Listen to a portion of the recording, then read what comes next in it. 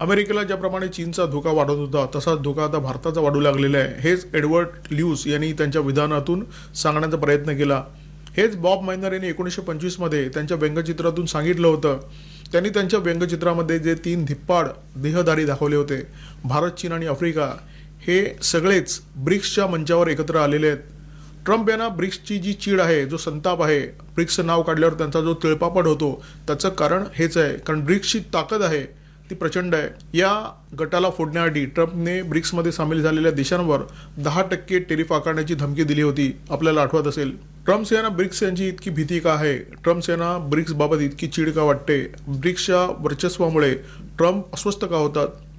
त्याचं कारण लक्षात घ्या. कारण ब्रिक्स म्हणजे निम्म्यापेक्षा जास्त जगातील जवळजवळ 55% लोकसंख्या, जगाच्या GDPच्या 36% GDP.